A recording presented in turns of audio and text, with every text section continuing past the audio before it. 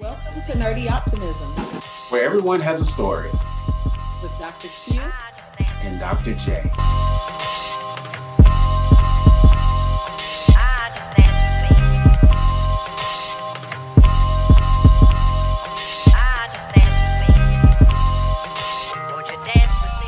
Welcome back to Nerdy Optimism with Dr. J. And Dr. Q. Dr. Q, how's it going? It's going great. You excited about this week's episode? I know I am. I really am. I've really enjoyed speaking to Trina, and I'm excited for her to share her story with our audience. Yes, it was an amazing journey, I thought, catching up with Dr. Dora. I think she's going to really give our listeners a lot to bite into and take away from. So I'm excited. I am too.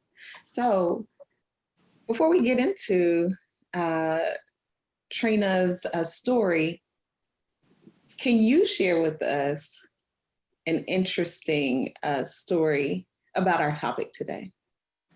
So, you want me to dive into my nerdy reflection? Are we ready for nerdy reflection? Yes, nerdy reflections. Okay. You're ready for nerdy reflections. Okay. Okay. First, before we dive straight into nerdy reflection from Dr. Dora, I guess part of the nerdy reflection was I was thinking about how nerdy are we, Dr. Q? Like I know that we are, two nerds trying to make this world better, but just how nerdy are we, right? And so one way to decide that the nerdy meter, and I don't mean to put you on the spot, but I just have to know, what kind of cereal do you eat? I'm serious.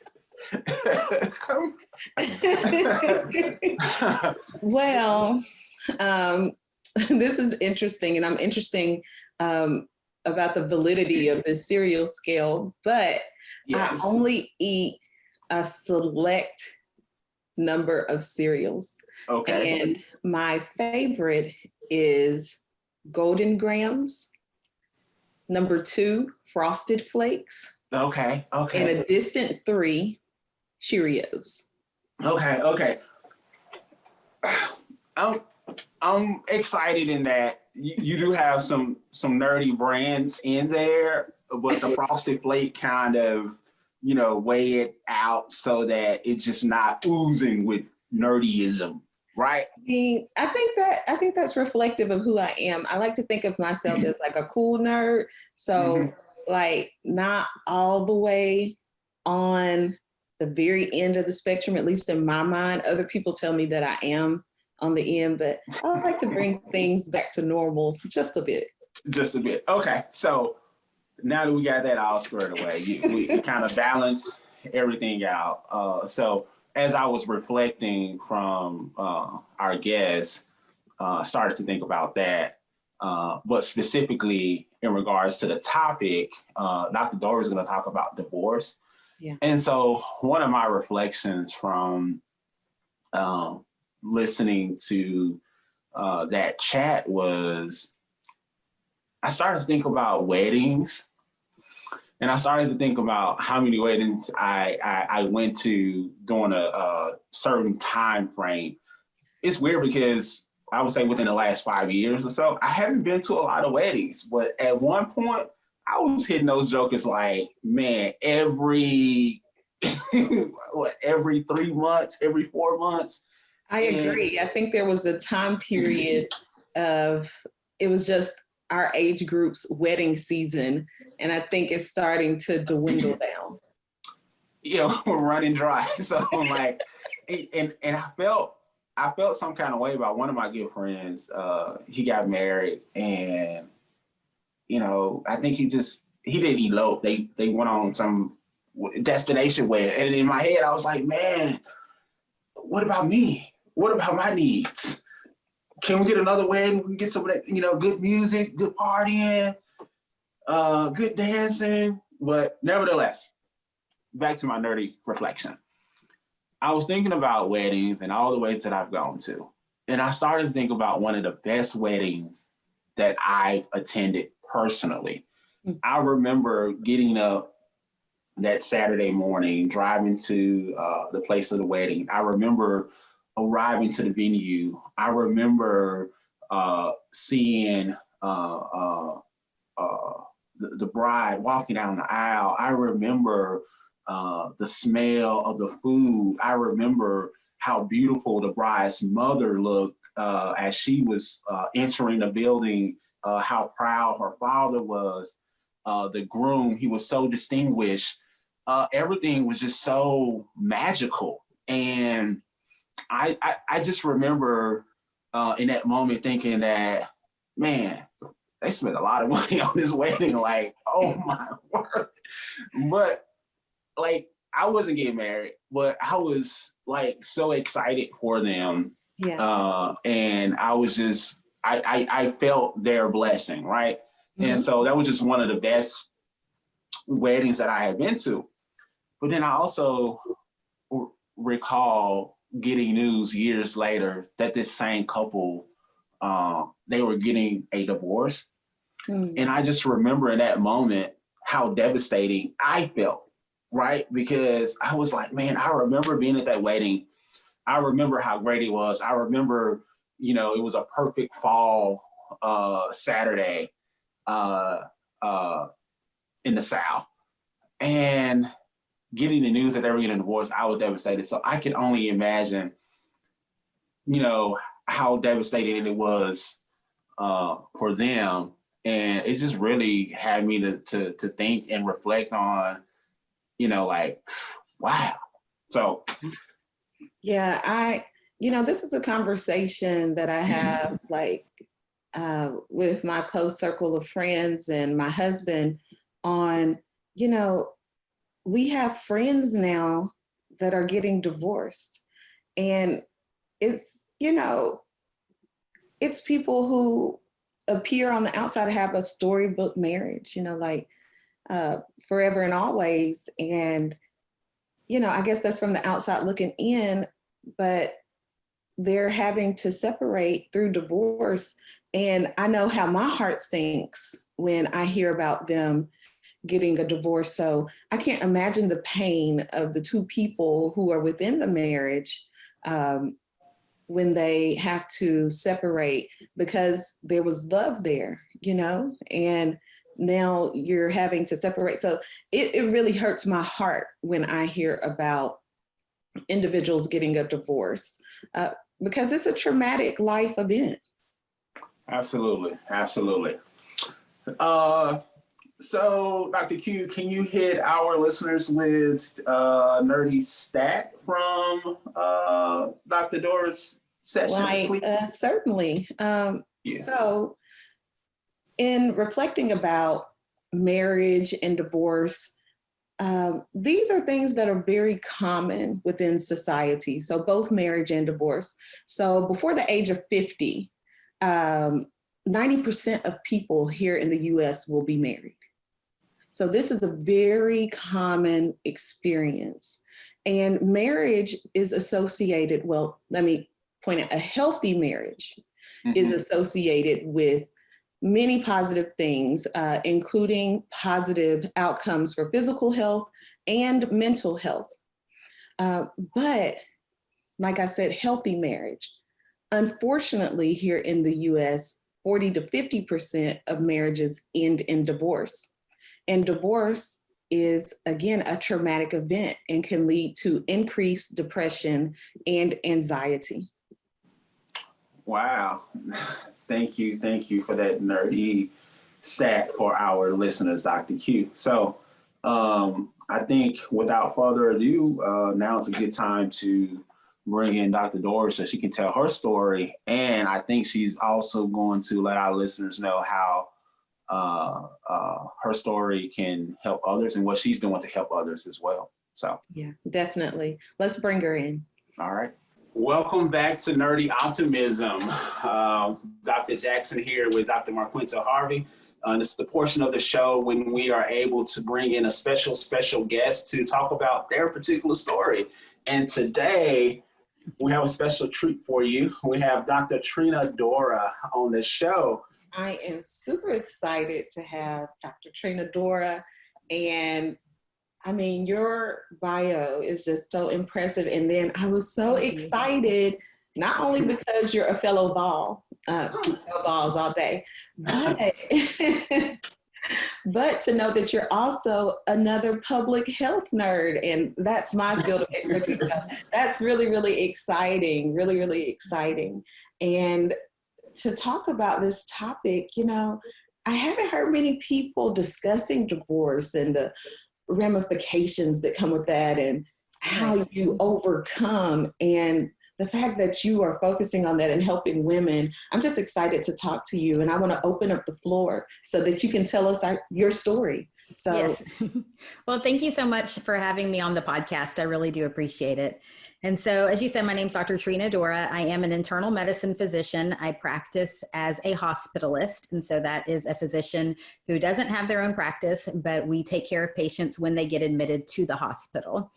And so I have been doing that since 2004. So I finished medical school in 2004. Then of course, after medical school, you do your residency. And so I've been doing it for several years. I still really do enjoy it a lot. And so my interest in life coaching is not because I'm trying to get out of medicine. Like, I do still want to practice as a physician because I really love helping people in that way. The way, though, that I came to life coaching is I actually had a life coach myself.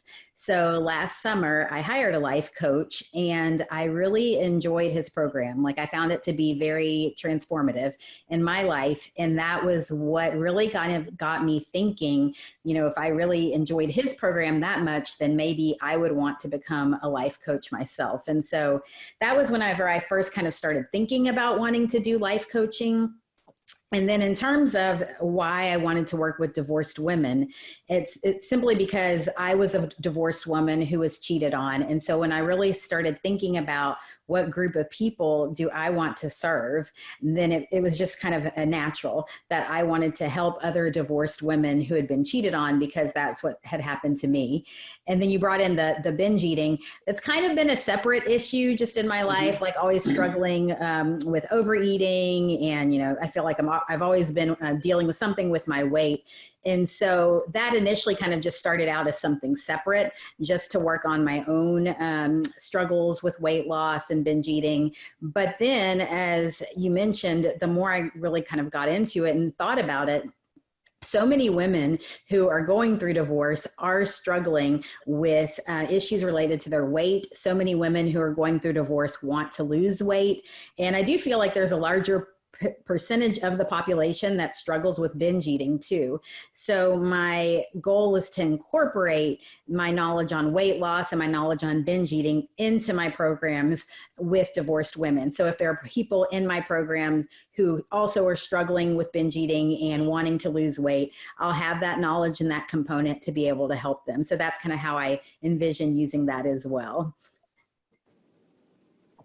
That's so awesome. I love that. I love everything about that. So you mentioned that going through your divorce was an experience for you that was transformative, I guess, both in a negative and a positive way. Can you take us through your journey Yes. as far as your divorce? Yeah, so I guess the journey would start whenever I first met my ex-husband. And so I met him during my last year of medical school. And so, you know, I really hadn't dated very much whenever I was in medical school. And so, you know, by the time I was about to graduate, a lot of other people, of course, in my class, you know, were dating. A lot of them were starting to get married. And, you know, you have these ideas in your head like, oh my gosh, if I don't hurry up and get married, I'm never going to find anybody. You know, I'm never going to meet anyone. I definitely think a lot of times as a Black woman, you have a lot of those thoughts as well, where you're like, well, there's not going to be any eligible men. I have to go ahead and find somebody. So during my 4th year of medical school, actually my cousin introduced me to my ex-husband because she and her husband had gone to school with him. And so, they were like, oh, we've got this guy, you've got to meet him. And so we met, and then we quickly fell for each other, and we got married just a few short months after meeting. And we were married for about 7 years. And so it definitely, in hindsight, whenever I think about it, it really was not a great marriage. It was not a very healthy marriage, but it wasn't all bad. I always tell people nothing's ever all black and white. It wasn't all bad. There were definitely some good moments in the marriage. I still have some good memories from the marriage, but overall, it was not a healthy marriage at all. And so finally, we did end up deciding to get divorced. My story with the infidelity is maybe a little bit different than some women's story. I always thought that there was probably some infidelity going on, or that there was something going on that just wasn't quite right. But whenever I would talk to him about it or ask him about it, he was very good at denying it. And so kind of denying that anything was going on, and really even making me feel crazy, or like that something was wrong with me even, asking or questioning. And so even though I suspected, I was very busy because I was in, my residency at that time, and I was working, 80 hours a week, and I only had 1 day off a week. So I just really didn't have a lot of time to think about it and focus on it. And like I said, it's not like the whole marriage was bad, but I still just had some suspicions from some things that he did, but he always denied it. Well, the day that we ended up getting divorced, I did ask him again. I'm like, okay, we're divorced. There's no reason for you to lie. Did you ever cheat on me? And then at that point, he was like, oh yeah, multiple times. I can't even count how many times. And so I think those suspicions that I had, then I ended up kind of finding out that, yeah, they were real. And so, in addition to having to deal with the aftermath of the divorce and just all those, feelings that come along whenever you're divorced, there are also that added layer of feelings that kind of come whenever you've been cheated on. It's very easy to think that something was wrong with you, or that something you did or didn't do that caused the other person to cheat. It certainly takes a big blow to your self-esteem. And I just think it's an added layer of pain and hurt that you have to work through as you work to recover from your divorce. Absolutely. Wow. So during that time, what emotion was prevalent for you that you thought that you really had to do something about? Mm-hmm. Yeah, I think that the thing that I remember the most is just having really low self-esteem and a really low sense of self-worth at that time. And so here I was, I was a physician. I had accomplished quite a bit in my life, right? And so a lot of people would look at that and just say like, oh, well, you've got it made. But it doesn't matter how much you've accomplished if the thoughts that you're telling yourself, right? Like if those stories that you're telling yourself are, I'm not good enough, I'm not smart enough, I'm not pretty enough, he left. And if you make the fact that he cheated, or you make the fact that your marriage fell apart, if you make that mean something about you, that there's something that's lacking within you, it doesn't matter what you've accomplished. If those are the stories that you tell yourself and those are the thoughts you're always thinking, then, you're going to end up acting out of that. And so I would say that the thing that was hardest, the most prevalent emotion I had at the beginning was that feeling of kind of worthlessness or low self-esteem, feeling like I wasn't good enough. And I would say that's something that so many women who I have met and I talk to on a regular basis who are divorced, they have those feelings. Like they're always wondering, why did he leave? Why did he cheat? Why wasn't I good enough? Like that, I hear that quite often from women whose husbands cheated. Why wasn't I good enough? And so really having to work through that, I feel like is so important, because, it's like you tell your kids, or, you tell young children how important self-esteem is, right? Like we all say that as adults, we want to instill that in our kids, and we want to teach them that they're special and they're valued and they're beautiful and they're loved. But then, you know, when you go through a divorce, a lot of times you don't believe that about yourself. And so I think that that's one of the hardest things to work through, but you have to work through it because you can't really get to the other side if that's what you're always telling yourself every day, if you're filling your head with those thoughts. Mm-hmm.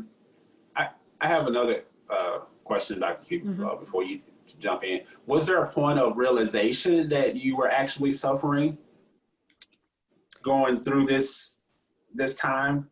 Was it an aha moment for you? In terms of the fact that I really needed to work on my self-esteem, is that what you mean? Correct. I don't know that there was just any one day where I was just all of a sudden like, you know, but certainly whenever I think about my journey and think about what did I do to try to start healing, a couple of things that I did immediately where I joined a support group for people who are going through divorce, and I hired a therapist who really helped me. And I think through that work, I really identified that the self-esteem was an issue and I needed to start working on it. And then I also hired a coach as well. So I had a therapist, but then I also ended up hiring like a life coach slash fitness coach too. And so I think kind of through all of that work is where I was just kind of realizing the thoughts that I was having and the things that I needed to work on. And then kind of the therapist really helped me to kind of get to that point where I wasn't so sad and depressed anymore. And then when I hired the coach, he really kind of helped me get to the next point of, you know, looking forward, what did I want for my life? And so I would say like all of those people together, because I kind of did the support group, the therapist, and the coach all together sort of within a very short time frame. So it wasn't like one day all of a sudden, but just kind of the culmination of doing all of that intentional work on myself, because I knew that I wasn't going to get to where I wanted to be on my own. I knew I was going to need some help. I love that process, kind of like the notion of someone wanting to lose weight. You know, it's like, hey, you can't lose 50 pounds in 2 days. Right. But there's a process, and how do you get that process started? You might need some help along the way to get to the end results. Right. Because I knew that I wanted to get remarried at some point. So I never felt that because my marriage didn't work out, that meant, you know, all men were bad or that marriage in general was bad. Like I never believed that. Like I always knew, okay, this marriage didn't work out. There were issues with this person, but that doesn't mean that there's not another great guy out there for me. But I knew if I still had the same mindset that I had when I first got divorced, that I wasn't going to attract the right guy. And so it was very important to me to really put in some deliberate work to try to get to the other side. And not just because I was trying to find a guy, but because I was miserable, right? Like I hated coming home every day and crying, and I hated being sad all the time. And so I knew I did not want to live in that space forever. It's certainly necessary to go through it as part of your healing, but I didn't want to stay there. And so I was very deliberate and intentional about what can I do? You know, what books can I read? And, you know, how can I work through this pain so that one day in the future, I didn't know when that one day was going to be, but I knew that there would be some day in the future where it would be better. Awesome. You know, in listening to you and hearing the dynamic, which is somewhat new to me to hear of someone using a therapist and a life coach at the same time, and also thinking about the difficulty that, at least in the Black community, that we have in identifying a therapist that that we have something in common with, that we feel comfortable with. What was that process like for you? How did you identify a therapist you felt comfortable with? And what made you think, I want to also add in the life coach? Right. So I know one common question people ask is sort of what's the difference between therapy and coaching? And this is a very kind of general explanation, but one way I've heard it explained that really made sense to me was that therapy takes you from unworkable to workable, whereas a coach takes you from workable to amazing. And so that's kind of how I like to think of it. And a lot of times you'll also hear people say, therapists are trained to really focus a lot on the past and help you work through past traumas. Whereas a life coach really is very future focused, right? Like, what steps can we take to try to get you to your vision in the future? And so the way I found the therapist was actually, and she was actually an African-American lady who was providing therapy through my church. And so that was how I found her. But one thing that really resonated with me about her was she had also suffered loss, but not from divorce. Her husband had actually died about 3 years prior from a medical illness. And so she had also had to work through a lot of grief. And that was one thing I think that really resonated for me with her, was I felt like she sort of understood where I was coming from in terms of the grief and the pain, because she had been through it as well.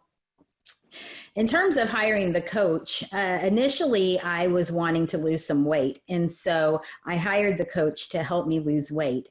But in addition to losing weight, he also did do some of the, what we call kind of like the mindset work, setting goals, trying to reach goals, future, think about your future. What do you want in the future? How do you want to get there? And so it was different work than what the therapist was doing. The therapist was really helping me to process that acute pain. And like I said, some of those self-esteem issues and those beliefs that I had about myself that came from the marriage, beliefs that, nobody will want me, nobody will want to be with me, those types of beliefs. The therapist was really great at helping me with that. The coach, on the other hand, I was like, this is where I want to go. And he was really good at helping me with my diet, my nutrition, and then also getting me to that place where I wanted to be in life. Like, what excited me? What kinds of things did I want to do? What did I want my new life to look like? So for me, the combination of the two really worked well. And whenever I think about the fact that now I'm a life coach, my interest actually is not in replacing a therapist. Like, I actually think a lot of people who go through divorce and have been cheated on may need therapy. And so I definitely think when they're in that cycle of acute pain, and they, maybe even have some depression and those types of issues, that is not what I'm treating, right? So if somebody's depressed, if somebody's suicidal, they need medical therapy, right? They need mental health for that. I'm very interested in helping women who say, okay, I've healed from the acute trauma. I know that I want to move forward. I know I want to create a new life for myself. I just need someone to help me get there. And so that's what I'm really interested in. The people who know that they want to move forward, and mentally they are ready to move forward. And they're just looking for someone to be there with them to help them move through those steps. So that's kind of how I think about where the two can fit in. Okay, that makes sense. I like that. So you're in the business of making individuals workable to amazing. Yes. That is awesome. I really, really love that. Yes. I'm gonna start using that. Right. Yes, I definitely believe it. So tell us a little bit more about your business. So you're a life coach, and how can women contact you, and what exactly is the process that you guys work through? So I am a certified life coach, and I'm also a certified weight loss coach. And so I got those certifications through the life coach school. And then I am also a certified binge eating recovery coach, and I certified through Never Binge Again for the binge eating recovery certification. And so whenever I'm working with divorced women, I do have an 8-week program that I work with them. And each week there's a different topic. And then and we call those modules. And even within those modules, there are different lessons. They have weekly videos from me. They have homework assignments, weekly one-on-one meeting with me where we do some coaching. And so they really get a lot of support to help them over those 8 weeks through their journey to really start, again, thinking about the future, thinking about what is it that they want to create, but then also still helping them continue to deal with some of the different kind of pain and trauma, things that come up, whenever you've gotten divorced. So dealing with the fact that your ex may now be off with another woman and how to deal with that, or dealing with the struggle of loneliness, for example, or how do you deal with the fact that when you get divorced, you have to give up a lot of hopes and dreams that you had for the future. And that can be very difficult. So we talk about a lot of those different topics, setting boundaries, self-esteem, all of those kinds of topics are covered within that 8-week course. And then, like I said, you also get one-on-one coaching with me. And so I think that that is a very beneficial aspect of the program as well. And so that is kind of what I do for my life coaching. Like I said, I do want to at some point incorporate the weight loss component, but just getting started, I have been focusing really on the mindset, because I think that the mindset piece has to come first before you focus on the weight loss. Like I really do think that you have to get to a healthy mindset first. Mm-hmm. And so in terms of where you can, oh, sorry. No, go ahead. I was just going to say, in terms of where you can find me, I do have a website. And so I think that'll be in your show information, but it's drtrinadora.com. And then I also have a Facebook group called Women Moving Beyond Cheating and Divorce. And then I'm on Instagram as well.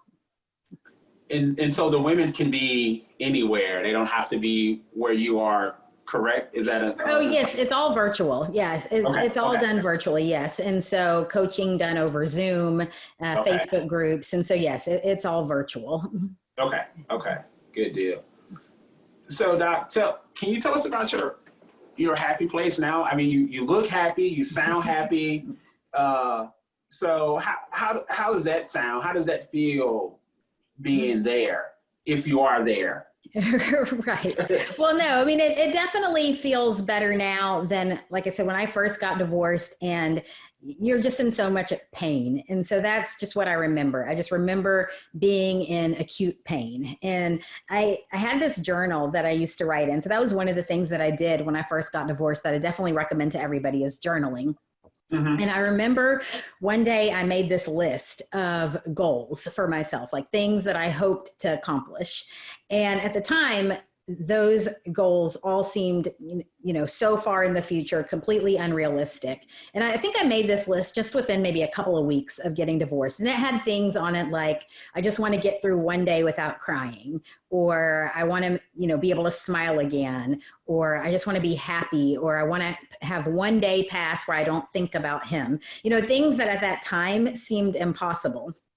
Now, when I look back on that, I'm just like, oh my goodness, I can't believe that I thought I would never laugh again or smile again, that I'd never be happy again. I can't believe I thought that the tears wouldn't stop. And so I definitely say that I am much happier now than I was then. I definitely agree with that. But one thing I do think is important, it's a concept that we talk a lot about in the life coaching school where I trained, is this concept of life being 50-50.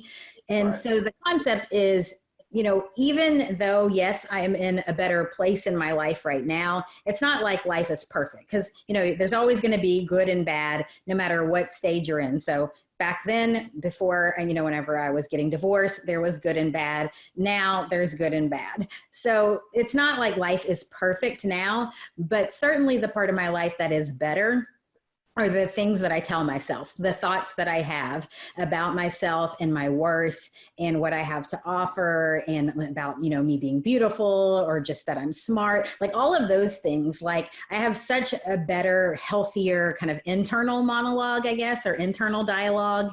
And I think whenever out of those thoughts, then that's what you create, right? Like whatever you think is what you believe, and your feelings derive from that, your actions derive from that, and your results come from that. And so I do think that I'm able to be in a better place now, all because my thinking changed.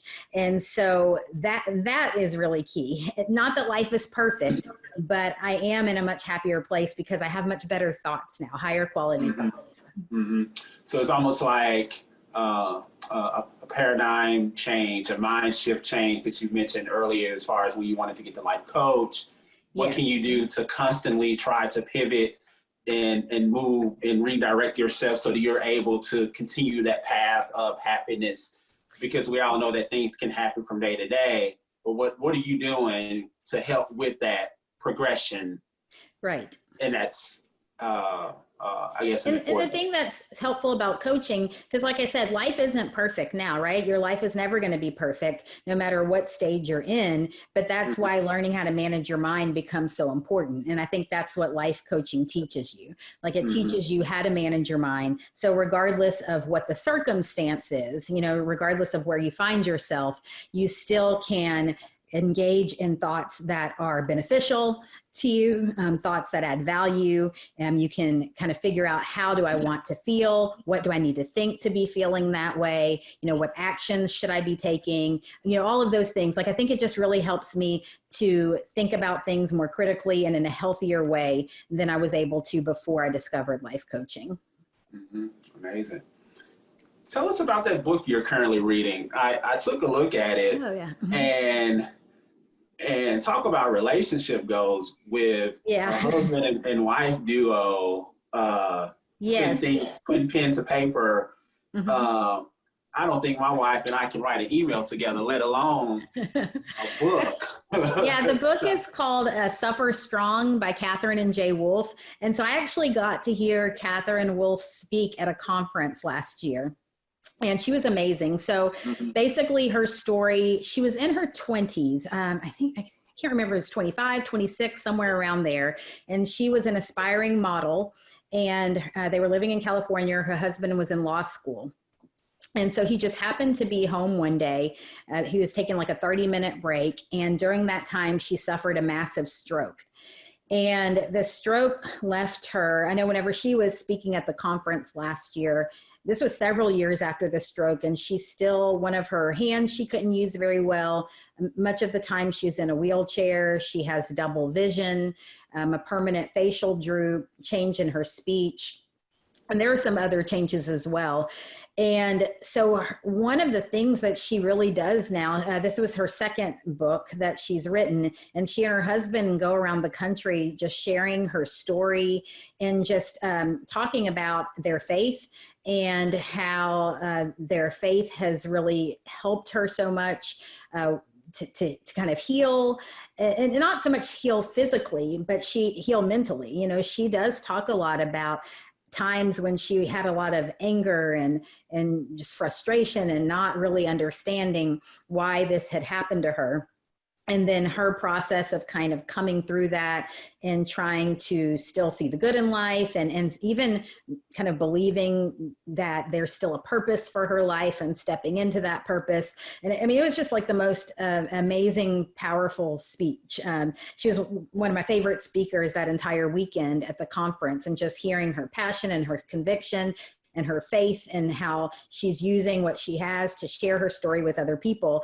And the name of their book is called Suffer Strong. And so I personally was just very inspired by her story. And then of course I'm naturally just drawn to people. Like, I feel like I always have kind of been drawn to people who've had to overcome something, because I always want to know, you know, how did they do it, right? Like, because I always feel like we can learn so much about overcoming struggles in our life from seeing how other people are dealing with it and overcoming struggles in their life. So that's one thing that I really like about her story in the book. Awesome. Suffering Strong. It's called Suffer Strong. So I was kind of looking at the synopsis, and I was like, whoa, it's pretty interesting. Well, I want to thank you so much for sharing your story with us. Thank you. At the Fearless campaign, we believe that everyone has a story, and your story is so impactful, and I'm so glad that you decided to share it. I know it will help so many people, and I think it is so wonderful that you have your life coaching to take people from workable to amazing and helping them. Your other quote that I liked is managing your mind. How to manage your mind. You can decide, how do I want to feel by managing your mind? I really just love that. So thank you for sharing your story with us. We are just so grateful and excited. I'll let Shannon close out. Well, thank you all for inviting me. I really appreciate it. I will echo what Dr. Q said. I'm just, thankful for you joining in. And I think that our conversation will definitely help a lot of women. And I'm excited to see how we're able to leverage each other.